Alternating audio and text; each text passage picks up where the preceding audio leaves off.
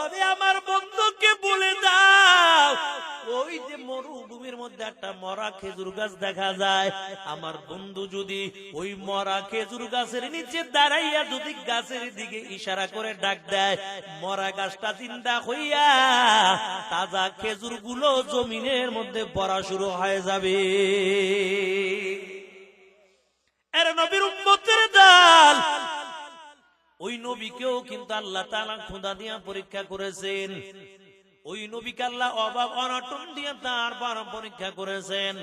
মায়া নবীর যুদ্ধের ময়দান থেকে বাড়ি হাজির, যখন যুদ্ধের ময়দানে যাইতো ফাতেমার সঙ্গে দেখা কইরা যাইতো, আবার যখন যুদ্ধের ময়দান থেকে আসতো সর্বপ্রথম ফাতেমার সঙ্গে দেখা করতাম। কিন্তু যুদ্ধের ময়দান থেকে আইসা ফাতেমার ঘরের কিনারায় দাঁড়াইয়া ডাক দিছে, ফাতেমা আমি তোর বাবা আসলাম, ঘরের দরজাটা খুলে দাও। ফাতেমা কোন আওয়াজ দেয় না। আবার মায়া নবী ডাক দিয়ে বলে, ফাতেমা ঘরের দরজাটা খুলে দাও, আমি তোর বাবা আসছি, কারণ তোর চেহারাটা একটু মন ভরে ভরে তারপরে আমি দেখব আমার দুইটা নাতি হাসান হোসেনকে আমি মন ভরে ভরে তারপরে দুইটা চক্ষু দিয়ে দেখবো। ও ফাতেমা জলদি করে ঘরের দরজাটা খুলে দাও। ফাতেমা আওয়াজ দিয়ে বলে, আব্বা জান কেমন করে দরজা খুলবো? ও আব্বা জান আমার পরনের মধ্যে এমন কোন কাপড় নাই যে কাপড় পরিধান করে সতর ডেকে আপনার সামনে আসবো, তবে আমার পরনের মধ্যে যে কাপড় আছে এই কাপড় পরে আপনার সামনে আসা যাবে না। আমার নবীর দিলের মধ্যে বড় মায়া। আল্লাহর নবী ডাক দিয়া কয়, ফাতেমা আমার কাঁধে একটা চাদর আছে, চাদরটা আমি তোমাকে দিলাম, এই চাদর পরিধান করার পর তারপরে ঘরের দরজাটা খুলে দাও, কারণ আমি তোমার চেহারা না দেখলে আমার অন্তর ঠান্ডা হয় না। আমার নবী চাদরটা দেওয়ার পর ফাতেমা চাদরটা পরিধান করিয়া ঘরের দরজাটা খুলে দেয়। আমার নবী যখন ফাতেমার চেহারার দিকে তাকায়, নজর করে দেখতে পায় ফাতেমার চেহারাটা বড় মলিন দেখা যায়, ফাতেমার চেহারাটাও তো বড় শুকনা দেখা যায়। আমার নবী ডাক দিয়া কয়, ও ফাতেমা তুমি কি খাবার খাও না? তোমার চেহারাটা কেন শুকনা দেখা যায়? ফাতেমা চোখের পানি ছেড়ে দিয়ে কাঁদে আর বলে, আব্বা জান একদিন আর 2 দিন না 3 দিন হয়ে গেছে ঘরের চুলার মধ্যে আগুন জ্বালাইতে পারি না, আবার ঘরের মধ্যে এমন কোন খাবারের ব্যবস্থা নাই। হাসান হুসাইন যখন আইসা আমি মাকে বলে, মা খাবার দাও, ক্ষুধার জ্বালা সইতে পারি না, আমি মা হইয়া আমার সন্তান হাসান হোসেনকে খাবার দিতে পারি না। আব্বা জান আমার সন্তান যখন আমাকে মা বলে ডাক দেয় আর যখন বলে মা জলদি করে খাবার দাও, আমি মা খাবার দিতে পারি না। আমার 2টা সন্তানকে আমি বলি, যা বাবা খেলার মাঠে চলে যাও, আমি মা তোদের খাবারের ব্যবস্থা করব।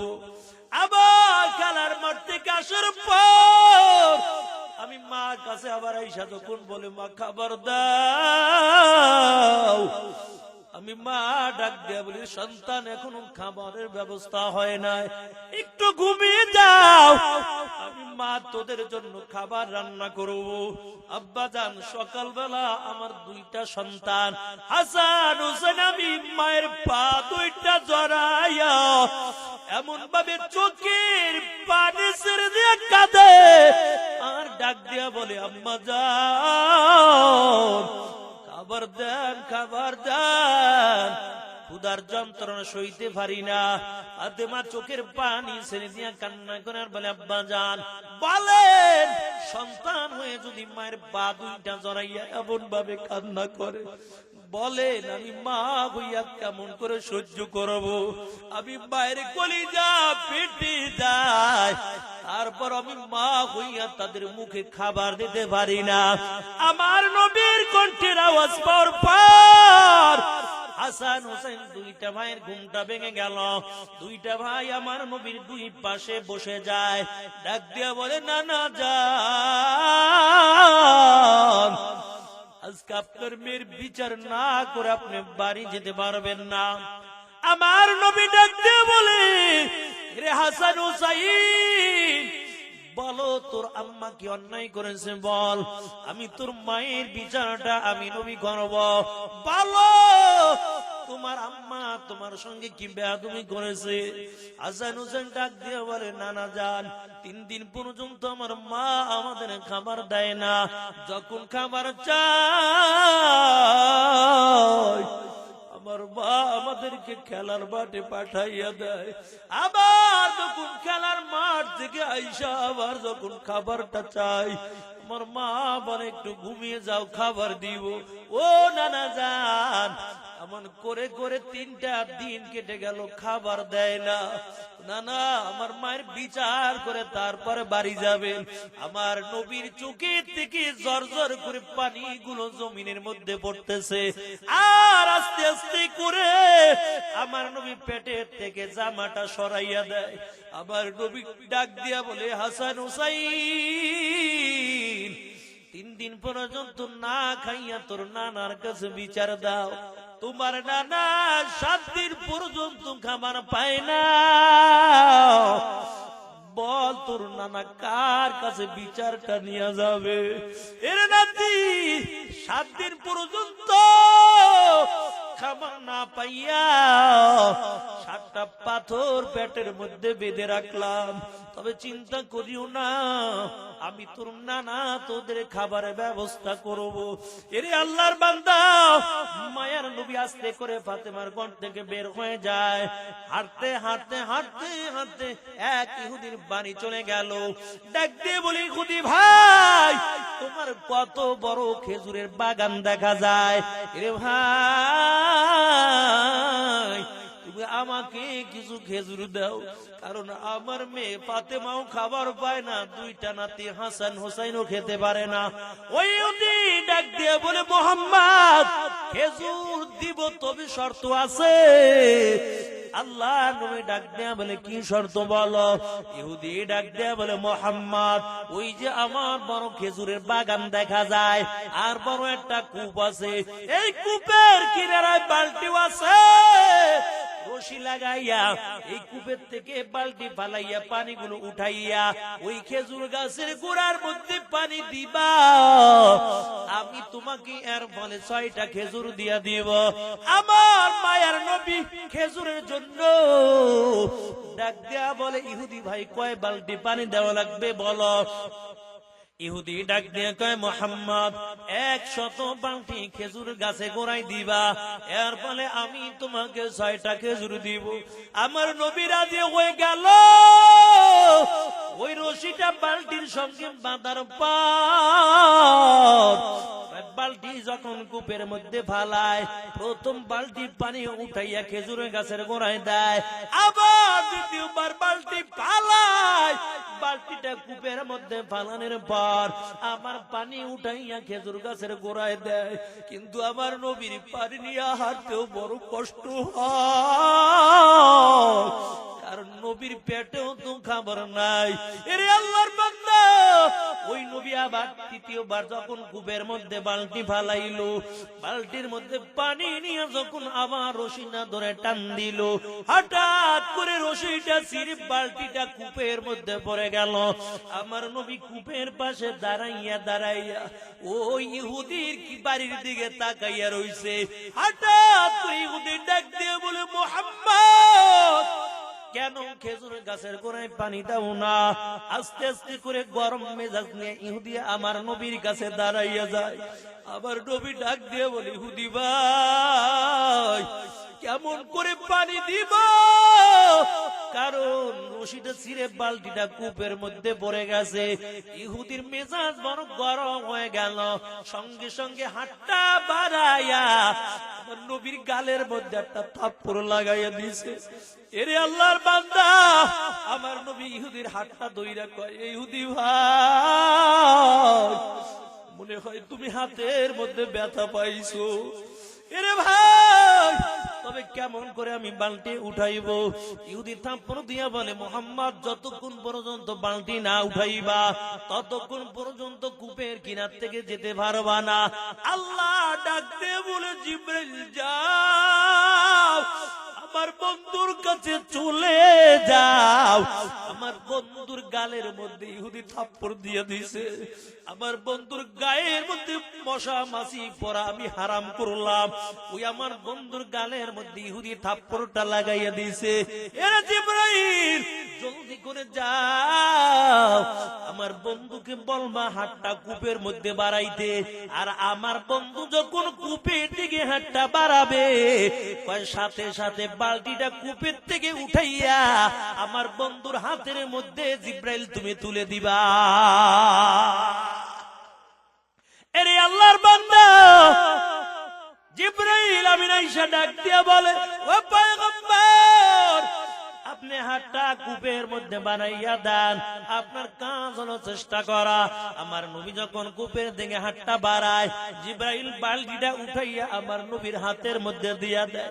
ওই বালতি নিয়ে আবার ইহুদির গড়ির কিনারায় হাজির।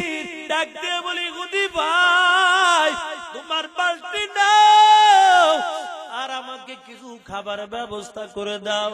ইহুদি 2 টাকা খেজুর দিয়া দেয়। এ মুহাম্মদ যাও যাও, খেজুর 2টা নিয়ে আবার যখন ফাতেমার ঘরের কিনারায় দাঁড়াইয়া যায়। এরে আল্লাহর বান্দা, ঘরের কিনারায় যখন দাঁড়াইয়া গেল, ফাতেমা আমার নবী চেহারার দিকে নজর দিয়া দেখে 5টা আঙুলের চাপ আমার নবীর গালের মধ্যে পড়ে আছে। ফাতেমা ডাক দিয়ে বলে, আব্বা জান কে আপনার গালের মধ্যে থাপ্পড় দিয়েছে? এই মক্কার জমিনের মধ্যে আপনার মা নাই, আপনার বাবাও তো নাই, আপনি তো বড় এতিম। বলেন আপনার গালের মধ্যে কে থাপ্পড় লাগাইয়া দিছে? আল্লাহ নবী কিছুই বলে না, খেজুর 2টা নিয়ে ফাতেমার হাতে দেয়। ডাক দিয়ে বলে, ফাতেমা এই খেজুর তুমি খাও, তোমার সন্তানকে দাও। ইহুদির দিলের মধ্যে একটা হেদায়েতের ধাক্কা লেগে গেল। এই নবীর গালের মধ্যে আমি থাপ্পড় মারলাম, তারপর নবী আমাকে ধমক দিল না। নবী আমার হাতটা ধরে আবার নরম ভাষায় কথা বলল। যেই নবীর বিরোধিতা করলাম আর বিরোধিতা করব না, আমার দিলে দৃঢ় বিশ্বাস হয়ে গেল এটাই হবে আখিরি পয়গম্বর মুহাম্মদুর রাসূলুল্লাহ সাল্লাল্লাহু আলাইহি ওয়াসাল্লাম। এর নবীর উম্মতের দল। ইহুদির দিলের মধ্যে একটা ধাক্কা লেগে গেল। ইহুদি হাতের আঙুলগুলো আর হাতের সঙ্গে লাগলো না, হাতটা কাইটা তারপরে একটা পোল্টার মধ্যে ভইরা আস্তে করে হাতটা নিয়ে আমার ওই নবীর ঘরের কিনারে আবার দাঁড়াইয়া গেছে। আবার নবীর ঘরের কিনারায় দাঁড়ানোর পর ঘরের কিনারায় দাঁড়াইয়া সালাম দিছে। আমার নবী ইহুদির কণ্ঠের আওয়াজ পাইয়া ঘরের দরজাটা খুলে দেয়। এরে আল্লাহর বান্দা, নবী যখন ঘরের দরজাটা খুলে দিল, আমার নবী নজর দিয়া দেখো ইহুদি নবীর ঘরের দরজার সামনে দাঁড়ানো। আমার নবী ডাক দিয়ে বলে, ইহুদি ভাই মনে হয় তোমার দিলের মধ্যে কষ্ট পাইছে, তুমি আমাকে মাফ করে দাও। ইহুদি ডাক দিয়ে বলে, ও পয়গম্বর আমার দিলের মধ্যে কষ্ট পাই নাই, তবে হাতটা দিয়ে আপনার গালের মধ্যে থাপ্পড় দিয়েছিলাম, এই হাতের আঙুলগুলো আমার হাতের সঙ্গে আমি রাখি নাই, হাতটা কাইটা পোলটা বইরা আপনার কাছে আনলাম। ও নবী আমার নবী আমাকে কালিমা পড়াইয়া মুসলমান বানাইয়া দেন, আর দেরি করবেন না। আমার নবী ডাক দেয়া কয়, ইহুদি ভাই কেন তুমি হাতটা শরীর থেকে আলাদা করলা? ও ইহুদি ডাক দিয়ে বলে, ও পয়গম্বর, এই আঙ্গুলগুলো আপনার গালের মধ্যে লেগেছে, এই আঙ্গুল আর আমার শরীরের সঙ্গে লাগাইতে চাই না। আমার নবী মুখের থেকে একটু লালা নেওয়ার পর ওই জায়গার মধ্যে লালা লাগাইয়া হাতটা যখন আগের মতো ধরলো, এই হাতটা আগের মতো আবার সুন্দর করে লেগে যায়। আহা, তারপর নবী বদদুয়া দেয় না, তারপর নবী মেজাজ গরম করে না। এর নবীর উম্মতের দল, কারণ আমার নবী তো ছিল বড় এতিম, এটাও কিন্তু একটা এতিমখানা। আমার নবী জানাইয়া দেয়, আমিও তো ছিলাম একজন এতিম, তবে দুনিয়ার উম্মতদেরকে জানাইয়া দেই, ও উম্মতের দল, একটা এতিমের মাথার উপর যখন হাতটা বুলাইয়া দিবা, তোমার হাতের নিচের মধ্যে যতগুলো পশম থাকবে তত নেকিগুলো আল্লাহ ওই বান্দার আমলনামার মধ্যে দান করে দিবে। তবে হেদায়েত কিন্তু সবার কপালে হবে না। আল্লাহ যারা পছন্দ করবে আল্লাহ তাদের হেদায়েতের মালাটা ভরাইয়ে দিবে। আল্লাহ যাকে পছন্দ করবে আল্লাহ তাকে হেদায়েতের মালা পরাইয়া দিবে। তবে জানি না কার কপালে জানি আল্লাহ জান্নাত লেখা রাখছে, কার জানি আজকে মাহফিল বুঝুন শেষ মাহফিল হয়ে যায়, কার জন্য জানি আজকে এই মোনাজাত শেষ মোনাজাত হয়ে যায়। এর নবীর উম্মতের দল, ওই মালিককে ভয় করো আর মালিকের কাছে হেদায়েত চাও। জুনায়েদ বাগদাদী ছোট্ট একজন বালক সন্তান, একজন খ্রিস্টান যুবকের সঙ্গে ভালো সম্পর্ক। একদিন আইসা আবার তাড়াতাড়ি খ্রিস্টান যুবক তাড়াতাড়ি যাওয়ার জন্য ব্যস্ত হয়ে গেছে। জুনায়েদ ডাক দেখা, যুবক কই যাও? ওই খ্রিস্টান যুবক ডাক দিয়ে বলে, জুনায়েদ, তোমাদের যেমন অনুষ্ঠান হয় আমাদের একটা ধর্মীয় অনুষ্ঠান হবে, ওই জায়গার মধ্যে আমাদের খ্রিস্টান পাদ্রী থাকবে, একটা উপদেশ দিবে, আমরা সারা বছর উপদেশটা মেনে নিব। জুনায়েদ বাগদাদিও ডাক দিয়ে বলে, যুবক, আমিও তোমার সঙ্গে ওই জায়গার মধ্যে যেতে চাই। খ্রিস্টান যুবক ডাক দিয়ে বলে, জুনায়েদ, না না, ওই জায়গার মধ্যে তুমি যেতে পারবা না, কারণ ওই জায়গায় কোন মুসলমানের সন্তান যেতে পারে না। যদি কোন মুসলমানের সন্তান যায় তাকে বন্দী করে তারপরে শাস্তির ব্যবস্থা করে দেয়। জুনায়েদ বাগদাদি ডাক দিয়ে বলে, আমি মুসলমানের সন্তান, আমাকে নিয়ে কোনো চিন্তা করা লাগবে না, কারণ মুসলমান ভালো করে জানে দুনিয়ার জমিনে মুসলমানে কেউ নাই, তবে মুসলমানের সঙ্গে একমাত্র আল্লাহ আছে। জুনায়েদ বাগদাদি চলে গেল, খ্রিস্টান শ্রোতার দলগুলো বসে গেল। খ্রিস্টান পাদ্রীর দামি সিংহাসনের মধ্যে বসার পর জিহ্বা নাড়ায়, ঠোঁটটা নাড়ায়, কিন্তু জবান দিয়ে কথা বের হয় না। শ্রোতারা ডাক দিয়ে বলে, কি ব্যাপার, কেন আপনি আমাদের উপদেশটা দেন না? খ্রিস্টান পাদ্রীকে কেমন করে দিব? এই মজলিসের মধ্যে একজন মুসলমানের সন্তান আছে, আর মুসলমানের সন্তান থাকার কারণে আমিও কথা বলতে চাই, কিন্তু আমার জবান দিয়া কেমন জানি কথা বের হয় না।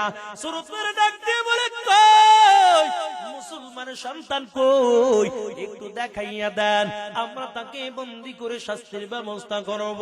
খ্রিস্টান পাদ্রী ডাক দিয়া কয়, না না, বন্দী করার দরকার নাই, কারণ আমিও দিলে দিলে একজন খাঁটি মুসলমান খুঁজতেছি, তবে আমার মনে হয় এই ছোট্ট নাবালেক সন্তান একজন খাঁটি মুসলমানের সন্তান হবে। তাকে বন্দী করবা না, আমিও খাঁটি মুসলমান খুঁজতেছি, আমার কাছে তাকে ডাকো, আমি 5টা প্রশ্ন করব, যদি উত্তর দিতে পারে আর দেরি করব না, আমিও সাথে সাথে কালিমা পড়ে মুসলমান হয়ে যাব। ছোট্ট বালক সন্তানকে ডাকলো, যে জুনায়েদ বাগদাদি কাছে দাঁড়িয়ে গেল, খ্রিস্টান পাদ্রী ডাক দিয়ে বলে, ও মুসলমানের সন্তান, বলো এই জায়গার মধ্যে কেন আসছো? জুনায়েদ বাগদাদি কয়, আসছি একমাত্র দিনের দাওয়াতটা দেওয়ার জন্য। খ্রিস্টান পাদ্রী ডাক দিয়ে বলে, মুসলমানের সন্তান, তবে দিনের দাওয়াত দেওয়ার জন্য আসছো, আমিও ঈমান আনবো, তবে একটা শর্ত আছে। কয় কি শর্ত? কয় তোমাদের উলামায়ে কেরামদেরকে ডাকো, এক পাশে উলামায়ে কেরাম বসা থাকবে, আর এক পাশে শত শত খ্রিস্টান যুবকের দলগুলো বসা থাকবে। আমি 5টা প্রশ্ন করব, যদি উত্তর দিতে পারো আমিও দেরি করব না, আমার ভক্তবৃন্দ রাইকা এখন আমি কালিমা পড়ে মুসলমান হয়ে যাব। আল্লাহ হেদায়েতের ধাক্কা লাগাই দিয়েছে। জুনায়েদ বাগদাদি শত শত উলামায়ে কেরামদেরকে হাজির করলো, এক পাশে শত শত উলামায়ে কেরাম শ্রোতার দল খ্রিস্টান পাদ্রী দামি সিংহাসনের মধ্যে বসার পর ডাক দিয়ে আবার, ও মুসলমান উলামায়ে কেরাম শুনো, আমি 5টা প্রশ্ন করব, উত্তর দিতে পারলে আর দেরি করব না, কালিমা পড়ে নিব, আর যদি সঠিক উত্তর না দিতে পারো আমি তোমাদের বন্দী করে শাস্তির ব্যবস্থা করব। সব মুসলমান উলামায়ে কেরাম বলেন, কি প্রশ্ন করতে চান বলেন, কারণ মুসলমান ভালো করে জানে দুনিয়ার জমিনে মুসলমানে কেউ নাই, তবে মুসলমানের সঙ্গে একমাত্র আল্লাহ আছে। এমন সময় খ্রিস্টান পাদ্রী দামি সিংহাসনের মধ্যে বসে গেল, ডাক দিয়ে বলে, মুসলমান 1 নাম্বার প্রশ্ন বলো, আল্লাহ এখন কি করে? 2 নাম্বার প্রশ্ন বলো, আল্লাহ কোন দিকে তাকানো আছে? 3 নম্বরে বলো, কোন জায়গার মধ্যে সূর্যের আলোটা একবার পড়েছিল আর কিয়ামতের আগে ওই জায়গার মধ্যে সূর্যের আলো পড়বে না? 4 নম্বরে বলো, কোন কবর জিন্দা ছিল, ওই কবরের বাসিন্দাও ছিল জিন্দা, আবার জিন্দা কবরটা চলাফেরা করেছে? 5 নম্বরে বলো, দুনিয়ার মধ্যে কোন কয়েদখানা, যে কয়েদখানার মধ্যে আলো নাই, বাতাস নাই, অক্সিজেন নাই, তারপরও আল্লাহ কয় দিকে জিন্দা রেখেছে? প্রশ্ন কয়টা হইল? 1 নাম্বার হইল আল্লাহ কোন কি করে, 2 নম্বরে আল্লাহ কোন দিকে তাকানো আছে, 3 নম্বরে কোন জায়গায় সূর্যের আলো একবার পড়েছিল আর কিয়ামতের আগে সূর্যের আলো ওই জায়গায় পড়বে না? 4 নম্বরে কোন কবরটা জিন্দা ছিল, কবরের মধ্যে যিনি আছিল উনিও জিন্দা, আবার জিন্দা কবরটা চলাফেরা করেছে? 5 নম্বরে বলো, কোন কয়েদখানা, যে কয়েদখানার মধ্যে আলো নাই, বাতাস নাই, অক্সিজেন নাই, তারপর আল্লাহ কয় দিকে জিন্দা রেখেছেন? সব উলামায়ে কেরাম মাথা নিচু দিয়া আল্লাহর সঙ্গে দিলটা লাগাইয়া কয়, আল্লাহ কেমন করে বলবো, এখন তুমি কি করো? তবে মুসলমানে তুমি যুগে যুগে বিজয়ের মালা পরাইছো, আল্লাহ আজকে তুমি মুসলমানে বিজয়ের মালাটা পরাইবা। এমন করে দিলটা খুলে খুলে দোয়া করতেছে, হঠাৎ করে ছোট্ট বালক জুনায়েদ